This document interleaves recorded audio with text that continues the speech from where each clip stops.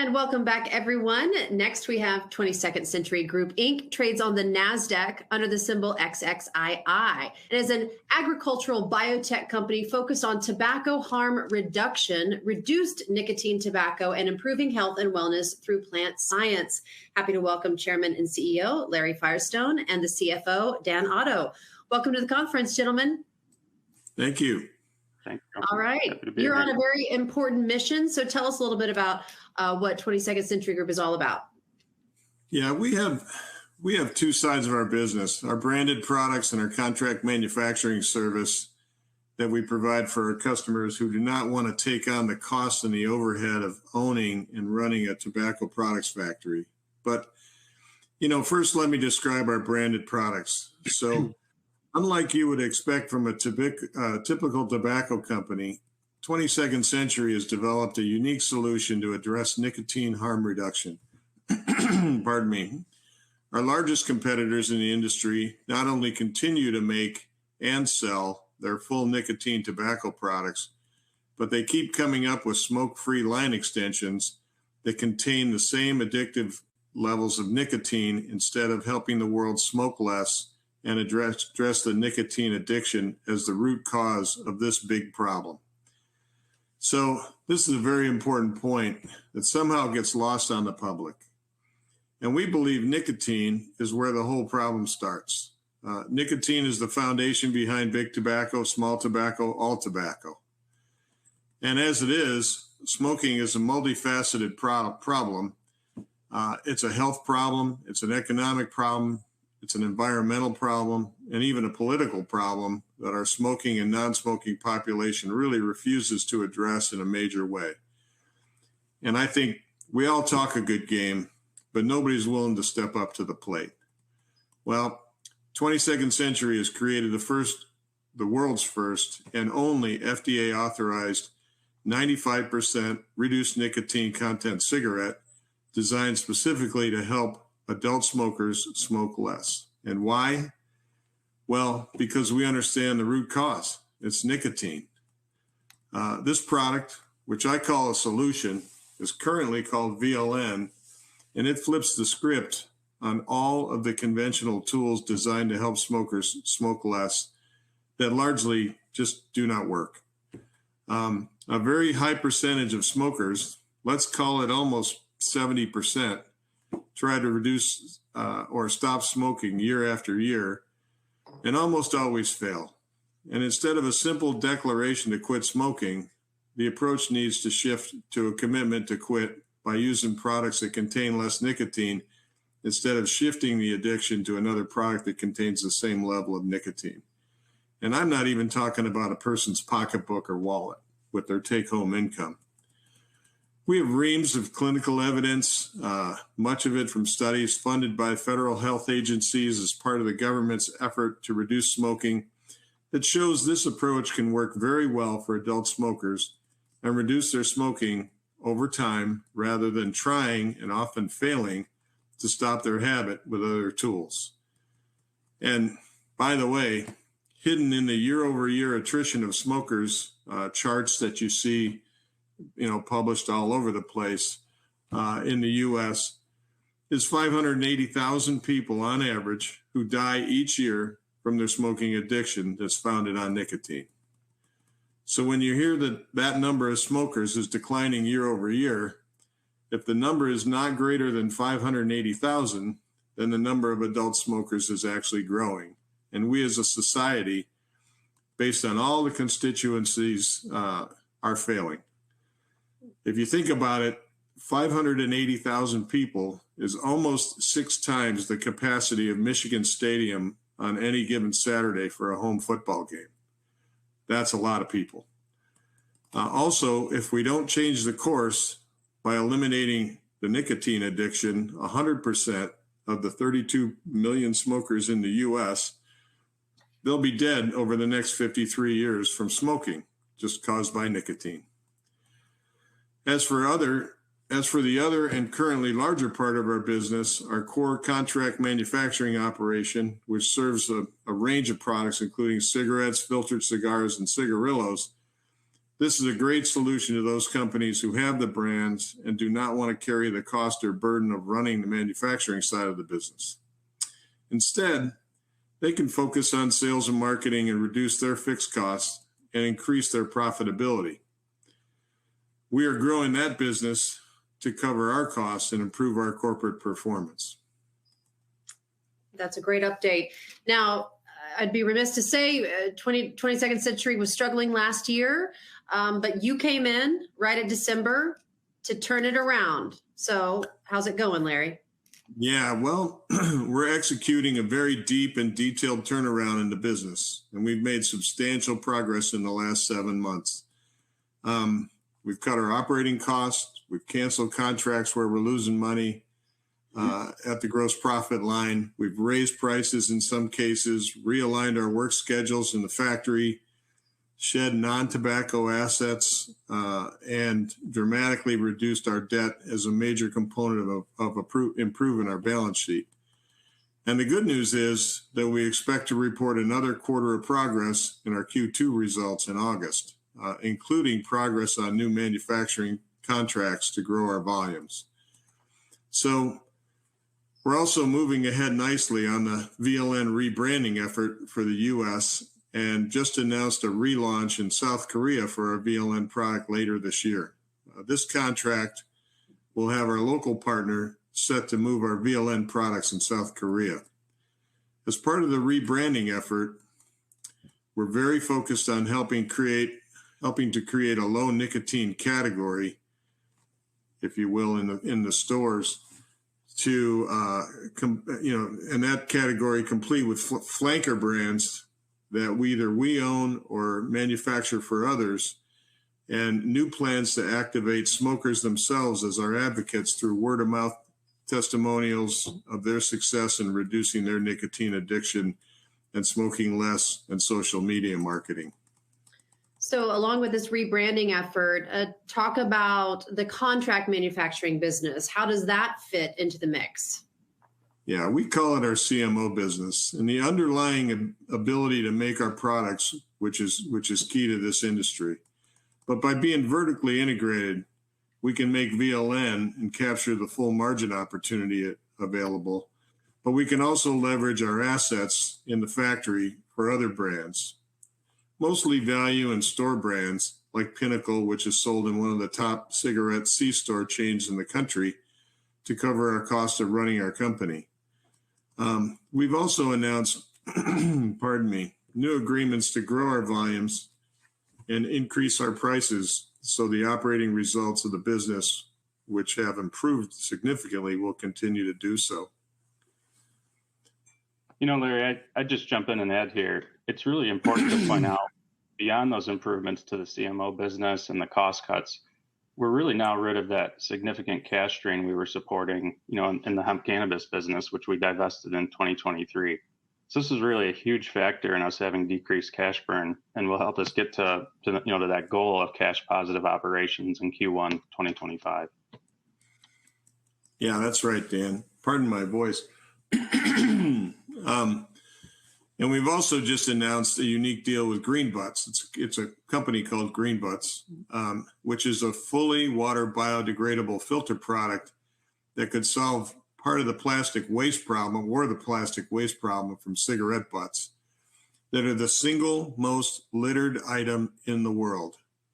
Also, every cigarette filter that's being made or has been made to the current technology is simply not biodegradable.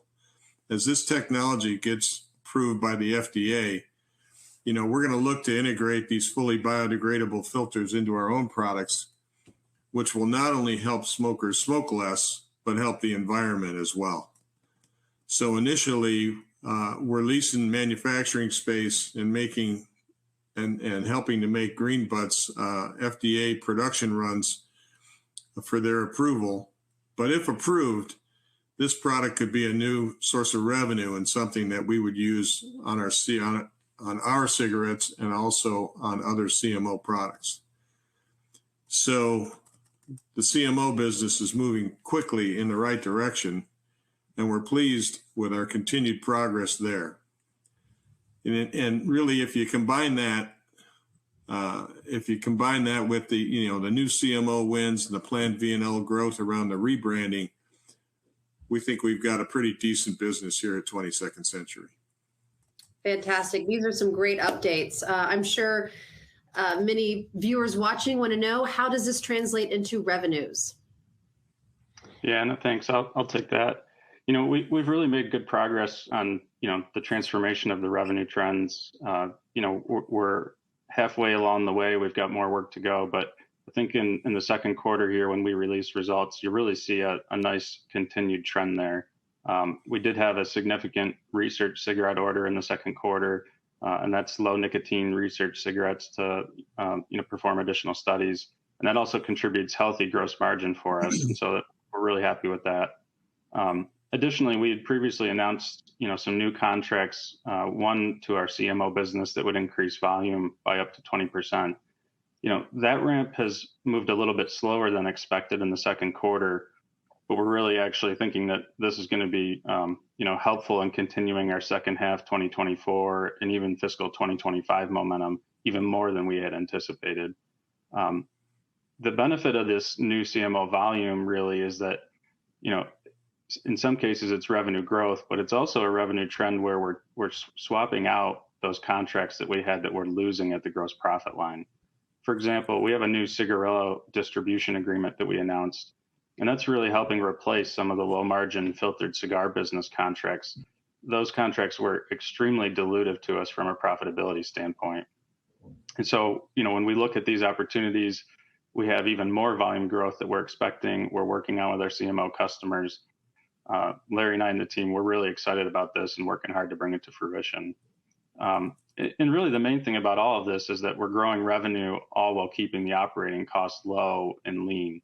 We're focused on that operating efficiency, and that's really where we're going to see that these customer contracts align with the target profitability we're looking for.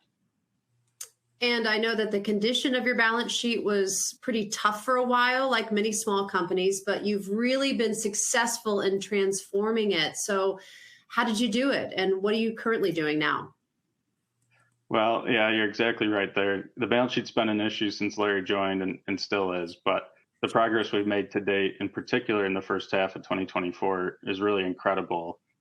Our mantra is getting our business to a place where we can live within our skin rather than continuing to go to outside sources of financing and capital raises.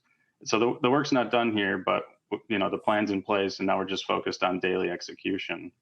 To give a little flavor of the change in balance sheet, since December 31st, the end of the year until now, we've reduced debts. That's our senior secured credit facility, subordinated loans, other commercial liabilities by almost $10 million. And the beauty of that is that, a large portion of that was non-cash, right? It was debt for equity exchanges, non-core asset sales. And so we continue to be focused on this and working that balance down, but, it's just significant transformation there. The other thing about looking at the balance sheet, we talked about this in our last earnings call. We're also focused on restoring the normal KPIs here that show some balance sheet health, even for a company of our size, right? And then we've talked about cutting operating costs. That's reframed the business. Our cash burn, we were at, a peak in 2023 of 15 million a quarter, where in 2024, we're low single digits. All of this combined is getting back to that key metric of being cash positive by Q1 2025. Larry and I are very optimistic and continue to work very hard at that. And then the last thing in the balance sheet, aside from working through the debt balances and some of the overhang that was sitting out there, we do still have our business interruption insurance claim from the Grass Valley plant fire. That was from our hemp cannabis business. And we're really looking at this as a potential non-dilutive source of cash. If we can continue to work out some of the debt for equity exchanges to reduce our obligations, bringing that cash in would really benefit the company in a non-dilutive source. That case is progressing. We have upcoming motions, and then potentially a full trial preparation that claims $9 million, excluding damages and attorney fees and things like that. So really packaging all that together, the balance sheet turnaround, we've made quite a bit of progress and are pretty bullish on the remaining transformation. Thank you, Dan. Well, let's circle back to some of the products. Larry, in the past year, I was in Cuba and Paris, and I was shocked at the amount of people smoking. I don't see it in my day-to-day world, but it was very prevalent, especially in those two places. But talk a little bit about your products and VLN, why it's different, and obviously the market for this. Sure thing. And I'm glad you mentioned that, traveling around the world, especially to other countries, Asia, Europe, smoking is very prevalent. And so the numbers that I've given here or talked about earlier are U.S. numbers only. So, if you expand that to the wider world, those numbers get a lot greater. And so, but for a little company like ours, focus is the main key. So right now we're focusing on the U.S., but hopefully we can permeate other parts of the world like our Korea operation. But it really starts with the key point that I made earlier, which is large tobacco companies are really not focused on addressing the addictive nature of nicotine in their products. Instead, they're focused on selling highly addictive nicotine and many other form factors because this is what keeps their users in their brands. And that way, customers keep donating their personal disposable income to the tobacco companies. And that's really what keeps their profits rolling. That's why you see tobacco companies pushing alternative devices like vapes so hard, or smoke not burn, or pouches, or anything like that. Those are all keep the customer in the envelope, if you will. And they're all still 100% focused on nicotine by any delivery vehicle available. And it's also why smokers find it so darn hard to quit. Smoking is hugely addictive due to the nicotine content, and the large tobacco companies want to stay attached to the consumer's wallet. I mean, just pure and simple. So the data is really consistent. More than 2/3 of smokers, if asked, have indicated they've got a desire to quit, but only a small percentage are successful, and some of those actually relapse later. We have to have a solution here, and that's also, if you think about it, that's why almost 600,000 people die each year from smoking, and not to be too harsh, but that is the ultimate way to quit smoking, in my mind. So instead of another gum, a lozenge, a patch, a pill, etc., we're flipping the script and saying the easiest way to cut your smoking is to replace your full-strength nicotine cigarettes with our products, which are tools designed to help smokers smoke less, and hopefully, once fully embracing the low nicotine aspects, ultimately find that they do not need to smoke at all. And that's what our VLN is. Our product is comprised of a 95% less nicotine tobacco plant made into cigarettes that have just enough nicotine to satisfy the craving, but not enough to maintain the addiction. In fact, the FDA considers our cigarettes to be non-addictive. It's very important there. And once addiction is out of the equation, smokers naturally start to smoke less and move away from the habit. And we have a tremendous base of clinical data showing this. Even more, if they relapse and have to have a smoke, they don't get rehooked and put them right back to square one. The challenge is we need to do a better job of getting the word out and driving adoption. And that's going to be our focus for the fourth quarter and 2025 and beyond as we roll out the new branding. Fantastic. We'll talk a little bit more about that. What should we be watching for over the rest of this year and into next year? Yeah. So, and again, in the turnaround side of this, we're definitely focused on steady execution and running the business every day. And so in the CMO business, we want to generate steady top line growth, especially with new contracts that we're focused on winning. But also we need to make sure those contracts are priced properly so we deliver gross profit dollars. And that's happening now, and I'm pleased to report that we'll show good progress on that in our Q2 numbers. Then it's just a matter of scale. And deals like the Pinnacle Cigarillo, distribution expansion, green butts. That'll help us on that front so we fully cover our operating overheads. And that's how we get to operating profit and positive. And then on the VLN side, we're working on several fronts to drive increased sales, including new branding, new marketing, additional brands to build the category, and other strategies. And we have a great retail footprint. And in 2025, we're targeting to expand it. So we just need to make it easy for the consumers to find out about our tool first, to start to smoke less and agree to use it. But that's where I think we could have an advantage, and they don't have to stop smoking. They just have to use our product and can naturally cut back their smoking over time and hopefully end their smoking career, if you will. And we're working on some unique opportunities as well, such as our recent news about relaunching in Korea. Korea is, as you mentioned, Anna, and France and Cuba. Korea is a huge smoking population over there. So we're looking to our Korean partner to take our VLN product into Korea later this year. And so it's been a tough few quarters, but we've done a lot of hard work to right the ship and put us back on track and where we have the opportunity to succeed. So now we just have to keep executing day in and day out to drive better performance and better numbers. Fantastic. Thank you for this update and congratulations on this shift forward. A few questions from our viewers. First of all, Janice says, bravo for all the accomplishments up to date. And the government seems so interested in the menthol cigarette ban. It was all over the news. So why is a cigarette with 95% less nicotine not in the news all over the world? And when will the VLN cigarettes be promoted and available nationwide? It's a life-saving product.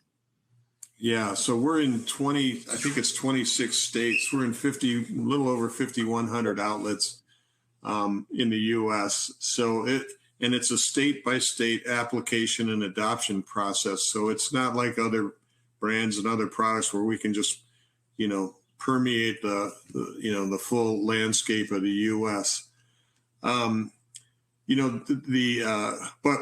But that's in our plans for 2025 is to keep marching ahead, expand distribution, expand state representation so that we can kind of populate the U.S. with our products where they'll let us. There are some states that don't let new cigarette brands come in, and we'd like to keep pitching this as not a new cigarette brand. This is a new solution. So we've got a little bit of hard work to do there. As far as the menthol ban, I watched. So I've been with the company a short period of time. You can probably get a feel for the passion that I have around this as I've gotten my feet wet. But really, when I look at it and I look at the political environment, so much money is in the ecosystem of tobacco that to really take that apart, we saw the president fail in his efforts to quit the menthol. We've seen the FDA fail in their efforts to quit menthol cigarettes.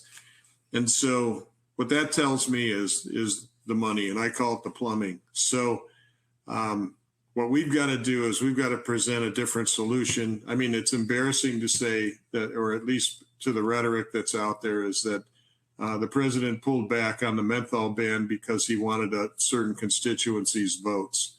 That to me is sad when 600,000 people are dying every year. That's part of the equation that we need to fix as a society here in the U.S. And then, and as you mentioned, France and Cuba. I mean, it needs to, once we have a success or a win here, we need to move that. Out into the outer reaches of the rest of the world. Well, and I know Oklahoma's a state. That's where I live, and I see it pretty heavy here. Lots of smokers still here in Oklahoma, so a good state to target. We have a question about your new website. When is your new website coming out? It's under construction, so we have a lot of work to do there. The TryVLN website is not up to snuff, so we have some.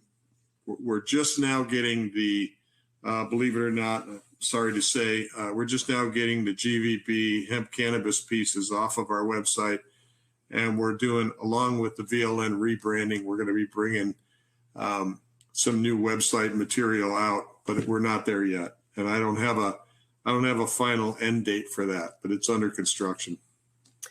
Rick is a former decades-long smoker, and he became an investor because he has a tremendous interest in VLN. So much that it's not really a sell, but rather just to know about how would you sell him on it? How are you getting the word out on social media? I know you mentioned that, but talk a little bit more about that. And also, how are you reaching certain channels through doctors, YouTube? Are you going directly to physicians? How's this working? Yeah, it's thank you, Rick. It's a complicated scenario, and that's what I've really come to understand is I think our initial push was, honestly, if we build it, they will come. So we pushed a lot of product into the C-store suite, if you will, or the C-store market. And the follow-up of social media, physician awareness, associations like the Cancer Society and the Smoking Society, all those guys, the non-smoking and all that, was a big wide audience that we didn't really address very well. So I guess if I unpack your question, yes, I am talking to physicians. It's not a prescription product, so they can't. The difficulty is they can't prescribe it to their patients, but it is an inhibition for surgeons to get surgeries done, which is really disturbing. So you could have I actually talked to a spinal surgeon. You could have a back problem that you need a fusion, and if you're a smoker, that particular surgeon, he can't do the work, so he has to turn you away.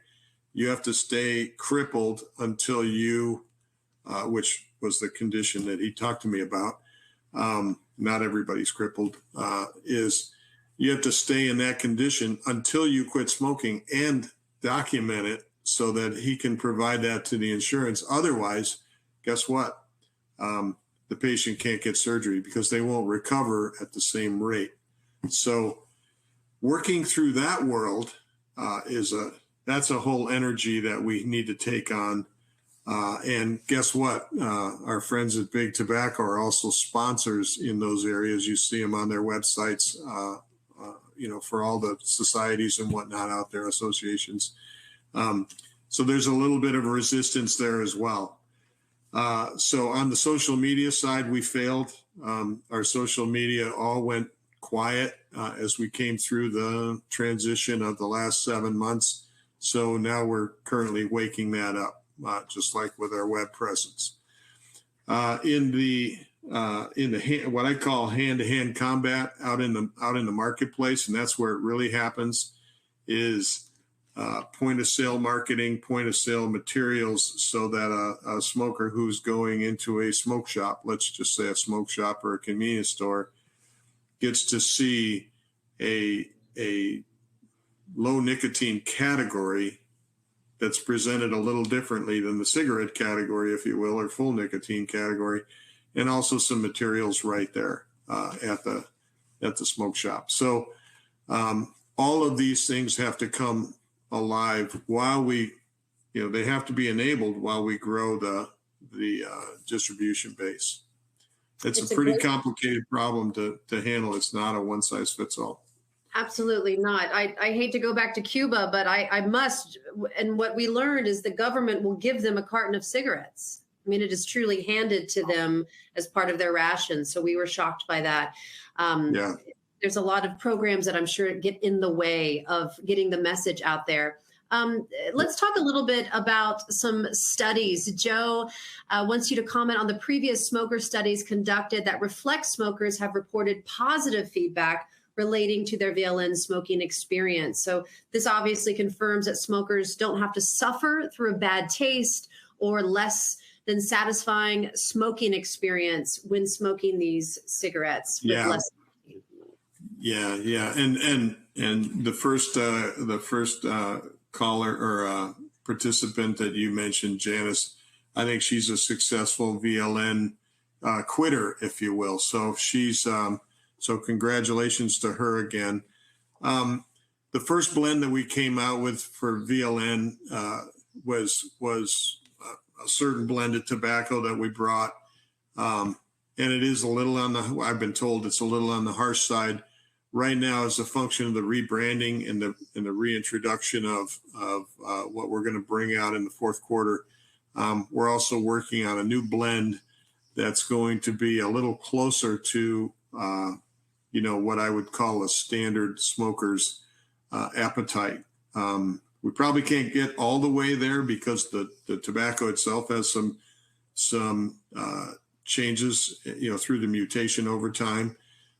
Removing the nicotine, but we're going to get very, very close. And so, product performance, product taste, product harshness, the smoke, all of those things, we're trying to get that in line with, what's closer to a normal smoker. So they're not going from something that I'll just say an enjoyable smoke to something that's a little more harsh or maybe not so great to smoke. So we're fixing that, or we believe we're fixing that with what we're doing, and that's going to have additional. We've developed additional tobaccos over time, and then as we bring the product forward with a little bit rebranded packaging and presentation of the product, it should be a little bit more pronounced in the store environment itself.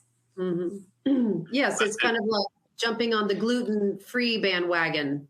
It's hard to replicate a really good pasta or really good bread that's gluten-free, but a few brands are.